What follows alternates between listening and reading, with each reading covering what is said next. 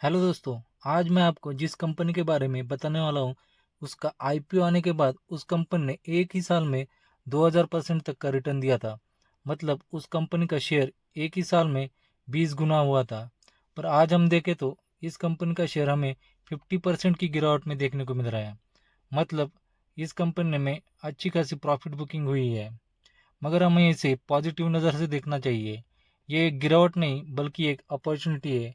और मैं ऐसा क्यों कह रहा हूँ, क्योंकि इस कंपनी का बिजनेस मॉडल, फंडामेंटल और कंपनी का मैनेजमेंट बहुत ही बेहतरीन है। तो चलिए जानते हैं उस कंपनी के बारे में। मगर उससे पहले आप एक बार ये डिस्क्लेमर जरूर पढ़ लीजिए, क्योंकि ये किसी भी तरह का स्टॉक रिकमेंडेशन, टिप्स या बाय करने का सजेशन नहीं है। ये वीडियो सिर्फ और सिर्फ एजुकेशनल पर्पज से बनाई गई है। अगर आपने मेरे स्टॉक्स फॉर फ्यूचर इस चैनल पर पहली बार विजिट किया है तो मेरे चैनल को जरूर सब्सक्राइब कीजिए, क्योंकि मैंने मेरे चैनल पर इससे पहले कुछ वीडियो डाली है और उन वीडियो में जिन स्टॉक के बारे में मैंने जानकारी दी है वो अच्छा रिटर्न दे रहे हैं। तो आप वो वीडियो को भी जाके देख सकते हो। अगर हम इंडिया की एनर्जी कंजम्पशन सोर्सेज की बात करें तो आज भी हम ऑयल और कोल के ऊपर डिपेंडेंट है, और इसमें से भी ज़्यादातर ऑयल और कोल हम इंपोर्ट करते हैं।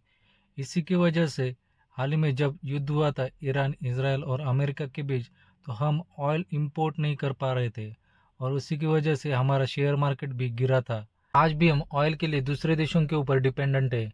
पर अगर हम रिन्यूएबल एनर्जी का यूज़ करें, जो कि हम अपने देश में ही बना सकते हैं, तो फ्यूचर में जाके हमें किसी देश पे डिपेंडेंट नहीं रहना पड़ेगा। पर आज के डेट में हम 1 से 2% ही रिन्यूएबल एनर्जी बना रहे हैं और यूज़ कर रहे हैं।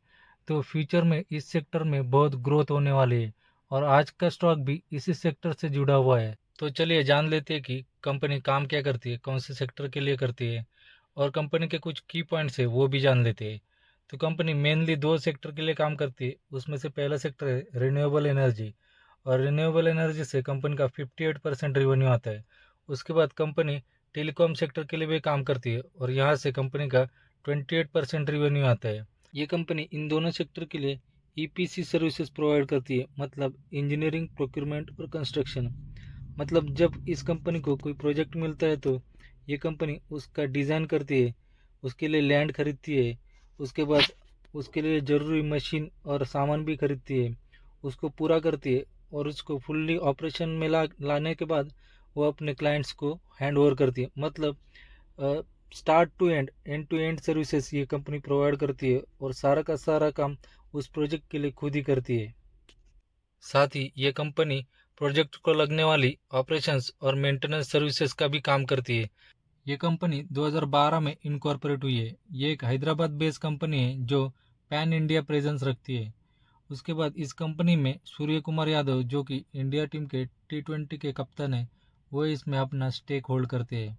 कंपनी डिफेंस सेक्टर के लिए भी काम करती है, और रिसेंटली इसको एक ऑर्डर भी रिसीव हुआ है। साथ ही कंपनी ड्रोन की मोटर के लिए भी काम करती है। कंपनी डेटा सेंटर की सर्विसेज और मेंटेनेंस के लिए भी काम करती है। साथ ही कंपनी रेलवे सेक्टर के लिए कवर सिस्टम के लिए भी काम करती है। कंपनी रिलायंस जियो का एक बड़ा सप्लायर है। उसके बाद कंपनी के पास प्राइवेट क्लाइंट्स ज़्यादा है, ना कि गवर्नमेंट क्लाइंट्स है। कंपनी अपना ऑर्डर टाइम टू टाइम पूरा करती है। इसकी वजह से कंपनी के पास एक भी अनसेटिस्फाइड कस्टमर नहीं है। कंपनी जो गाइडेंस देती है उसके अकॉर्डिंग काम भी करती है। ये मैं इसलिए बोल रहा हूँ क्योंकि 2024 में कंपनी के टॉप मैनेजमेंट ने जी बिजनेस पे एक इंटरव्यू दिया था। उसमें उन्होंने बताया था कि FY25 में कंपनी 1500 करोड़ से भी ज़्यादा का सेल्स करेगी और 100 करोड़ के ऊपर का प्रॉफिट करेगी, और वैसा उन्होंने करके भी दिखाया है। कंपनी 2027 तक 4000 करोड़ का रिवेन्यू और 320 करोड़ का प्रॉफिट करने का गाइडेंस दे रही है। साथ ही कंपनी 2030 तक 10,000 करोड़ का रिवेन्यू करने का भी गाइडेंस दे रही है।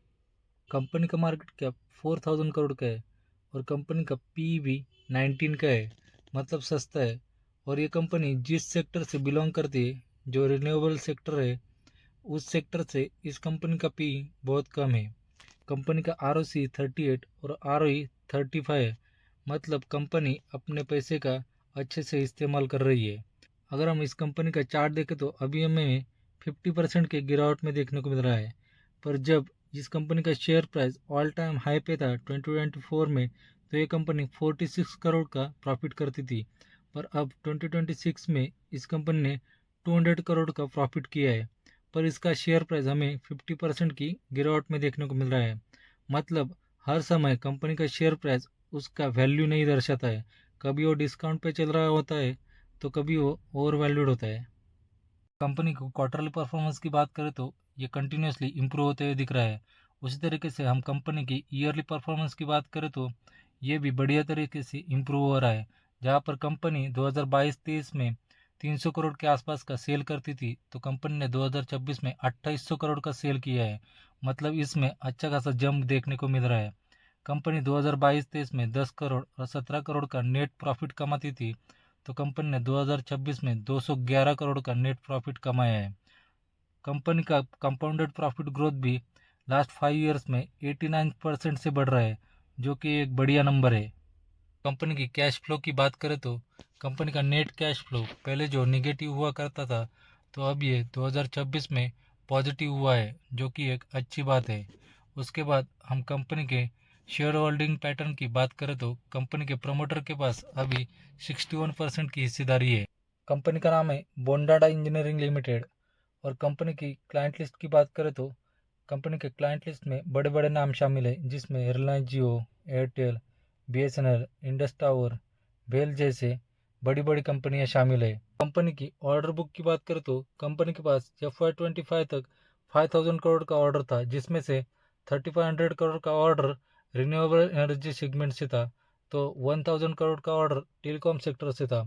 पर कंपनी को FY25 के बाद भी कुछ तो ऑर्डर मिले होंगे, तो कंपनी को उसके बाद 4000 करोड़ के ऑर्डर मिले हैं, जो कि आपको कोई नहीं बताएगा। और कंपनी को रिसेंटली 8 मई को भी एनटीपीसी से 800 करोड़ का ऑर्डर रिसीव हुआ है। कंपनी के पास एक बढ़िया और एक्सपीरियंस मैनेजमेंट टीम है, जो हमारा कंपनी के ऊपर का कॉन्फिडेंस और भी बढ़ाती है। कंपनी का रेवेन्यू मल्टीपल सेक्टर से आता है, और कुछ सेक्टर में कंपनियां भी एंट्री कर रही है। कंपनी का ज़्यादातर रेवेन्यू रिन्यूएबल एनर्जी और टेलीकॉम सेक्टर से आता है, और रिन्यूएबल एनर्जी ये एक फ्यूचर में ग्रो करने वाला सेक्टर है। साथ ही कंपनी का मैनेजमेंट हाई फ्यूचर ग्रोथ का गाइडेंस भी दे रहा है, तो हमें इस कंपनी पे जरूर ध्यान देना चाहिए। पर कंपनी का शेयर बाय करने से पहले हमें अपना दिमाग जरूर लगाना चाहिए।